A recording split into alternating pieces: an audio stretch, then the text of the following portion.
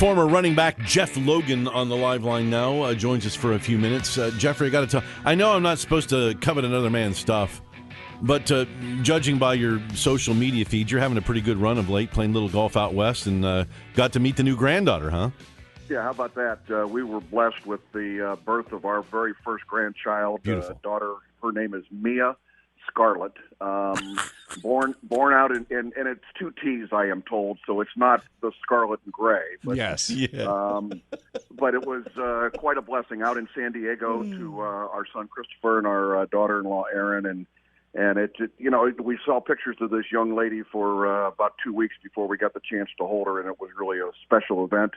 And got to spend a day at Torrey Pines with my son. So does it get any better than that? I don't think it really does. So God bless you for that. And that's one of those things, if you know Jeff Logan and all, you know family is about as top as it gets. So that's really cool. Congrats. So when you expand out the family a little bit, the Buckeye family, walk me through back in the day when you were playing the game, you got that Big Ten title under your belt, then it was bowl season. Frame of mind change a lot when you shift from, beating the team up north to going to the bowl? Well, you think of it as a reward. And, back in the day there wasn't 10,000 bowl games to go to, so it really was a privilege and an honor to be able to qualify and be able to go to a bowl game. In fact, Joel, my junior season was the first year in the Big Ten that they were allowed to go to any bowl other than the Rose Bowl, and we qualified to play in the Orange Bowl in the 1976 season. And so that was kind of a new experience for us. But I remember distinctly the first two bowl games I went to. Of course, I'm way down the depth chart in those first two bowl games. So when I got out to L.A. for the Rose Bowl and I looked in my locker, the colors that I were wearing were either USC or UCLA. I was a part of that scout team.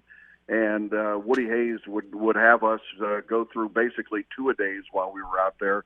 So I thought it was a reward on the plane out there, but as soon as I arrived, I understood what my job was, at least the first 2 years. Toughen up those ones, right?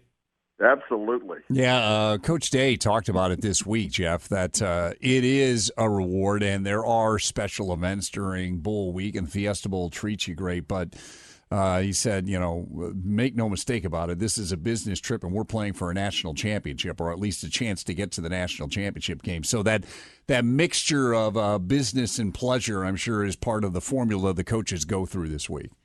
Yeah, it really is. And from all takes that you see, it looks like the guys are enjoying themselves out there.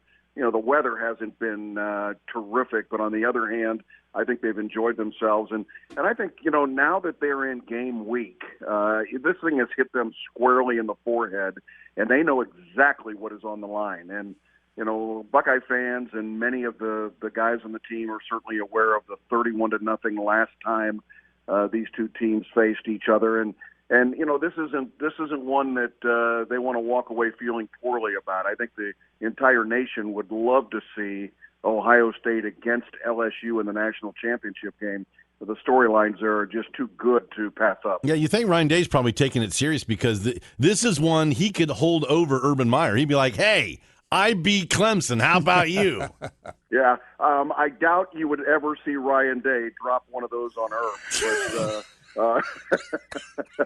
Yeah. But think about what this man has accomplished, and people can say all they want to about, well, he's got Urban's players and this, that, and the other. But to take over a program, develop your own culture within the program, and then have the schedule that they had the last 3 weeks of the season, and still be standing at this stage, I think Ryan Day deserves a lot of credit. Hey, Jeff, 70s, 80s, 90s, early 2000s, Clemson has always had a good football program. In the 80s, they won a national title under Danny Ford, but it was never a top-tier program. It was just kind of, solid program. Then this Dabo Sweeney guy gets there, and they are the elite of the elite. What is it about that guy and what he has done to that program to make it now in the same conversation with Alabama, Ohio State, and LSU and teams like that? Well, I think his heritage, the fact that he came out of that Alabama program, would give you some indication that he knew what was necessary to be successful. And, to take a winning formula into the ACC, is probably not all that difficult if you can recruit. And where they are gives them the ability to recruit in the Southeast and he's done a whale of a job there. I've gotten to know Dabo a little bit in our forays down into the Chick-fil-A golf challenges, and a good guy. But I got to tell you, after about 5 minutes of that aw shuck stuff, and we ain't no good, and da da da da da. I mean, you just want to grab him by the throat and beat him. So I think that's the way. I think that's the way Ohio State will approach this thing. Is that he'd give you all that good old Southern boy stuff, and you just take it for a little bit. And then all of a sudden you want to get after him. So I think this will be an interesting game. Jeff, on paper, it looks like it should be a monster game. I mean, two of the best teams statistically on both sides of the ball. What does it come down to for you as you look at this? What do you think has to happen for Ohio State to get it done?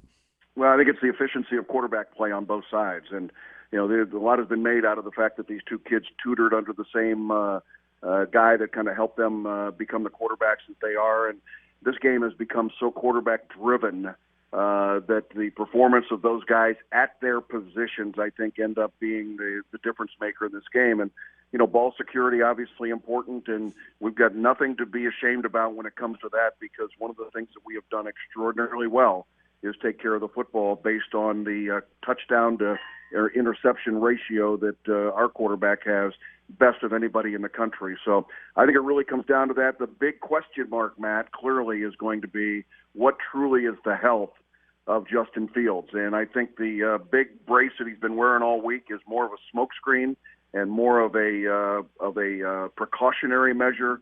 Every indication I get is that he is going to be good to go. Good stuff, Jeff. Have a great day. We appreciate the time, and Happy New Year to you, the family, and especially Mia Scarlett.